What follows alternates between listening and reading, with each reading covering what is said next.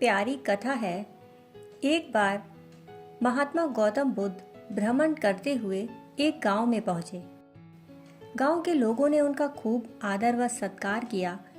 ग्रामीणों ने महात्मा बुद्ध से अपने गांव में ठहरने का आग्रह किया। महात्मा बुद्ध ग्रामीणों के आग्रह पर उस गांव में ठहर गए। सुबह शाम उनके प्रवचन होने लगे। बुद्ध के सत्संग में आसपास के कई गांवों के लोग प्रवचन सुनने आने लगे। उस गांव में बुद्ध के सत्संग का आज आखिरी दिवस था। सत्संग में शामिल कई लोगों के मन में कई जिज्ञासाएं थीं। वे सभी बुद्ध के समक्ष अपनी जिज्ञासाएं रख रहे थे और बुद्ध प्रसन्नतापूर्वक ग्रामीणों की जिज्ञासाओं का निराकरण कर रहे थे। बुद्ध की कही गई बातें लोगों के दिल को छू रही थी। बुद्ध की वाणी मानो लोगों के हृदय में उतर रही हो। लोग बुद्ध द्वारा बताई गई बातों को अपने जीवन में उतारने व अपनाने को प्रसन्नतापूर्वक राजी हो रहे थे। वे लोगों की समस्याओं का निराकरण कर रहे थे और लोग संतुष्ट भी हो रहे थे। बुद्ध और लोगों के बीच हो रही वार्ता को पीछे खड़ा एक व्यक्ति बड़े ही ध्यान से सुन रहा था। उसके मन में भी कुछ प्रश्न थे, जैसे कि मृत्यु क्या है, मृत्यु के बाद मनुष्य का क्या होता है, स्वर्ग नरक की अवधारणा कहाँ तक सच है, आदि आदि।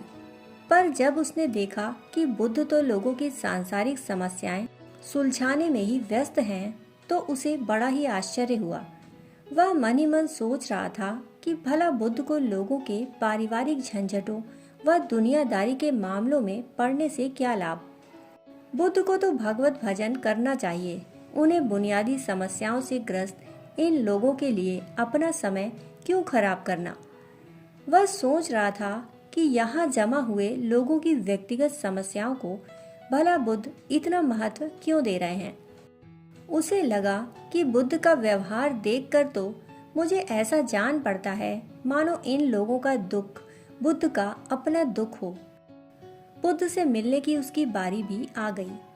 बुद्ध से मिलते ही उसने पूछा, महाराज आपको इन दुनियादारी व सांसारिक बातों से क्या लेना देना। बुद्ध बोले, मैं भी तो आखिर एक इंसान ही हूँ। मुझे भी इन लोगों के दुख दुखी करते हैं। मैं उन सबकी आंखों में दुख के नहीं बल्कि खुशी के आंसू देखना चाहता हूँ। उनके दुख के कारण को दूर करना चाहता हूँ। इसीलिए मैं उन सबकी बातों को बड़े ही ध्यान से सुनता हूँ और उनके दुख दूर करने का प्रयास भी करता हूँ। फिर उनकी आंखों में खुशी के आंसू देखकर मुझे भी खुशी होती है। वे आगे बोले, वैसे भी वह ज्ञान किस काम का जो इतना घमंडी और आत्म केंद्रित हो कि अपने अतिरिक्त किसी दूसरे की चिंता ही न कर सके। ऐसा ज्ञान तो अज्ञान से भी बुरा है। ऐसा ज्ञान तो भार स्वरूप ही है जो किसी का भला भी नहीं कर सके। ज्ञान तो तभी सार्थक है जब वह लोक कल्याण में लोक हित में संलग्न हो, सुनियोजित हो। जो ज्ञान लोगों की बुनियादी समस्याओं का निराकरण ना कर सके, वह ज्ञान कैसा। स्वयं के साथ साथ दूसरों के लिए आनंद व कल्याण का मार्ग प्रशस्त करने में भी ज्ञान की सार्थकता है। बुद्ध आगे बोले, वत्स, मुझे पता है कि तुम्हारे मन में मृत्यु विषयक प्रश्न उठ रहे हैं।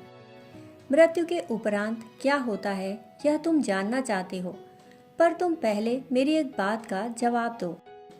अगर कोई व्यक्ति कहीं जा रहा हो और अचानक कहीं से आकर उसके शरीर में एक विषैला बाण घुस जाए तो उसे क्या करना चाहिए। पहले शरीर में घुसे बाण को हटाना ठीक रहेगा या फिर यह देखना कि वह बाण किधर से आया है और किसे लक्ष्य करके मारा गया है। उस व्यक्ति ने कहा, भगवान, पहले तो शरीर में घुसे विषैले बाण को तुरंत निकालना ही ठीक होगा, अन्यथा विष पूरे शरीर में फैल जाएगा।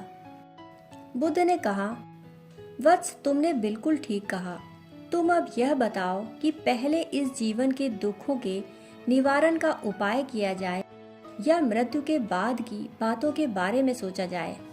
वह व्यक्ति बुद्ध के कहने का तात्पर्य समझ चुका था। वह तथागत के चरणों में झुक गया। उसने उनसे क्षमा याचना की और उनके उपदेशों को अपने जीवन में उतारने की प्रतिज्ञा भी की। वास्तव में जीवन मृत्यु से अधिक मूल्यवान है, महत्वपूर्ण है।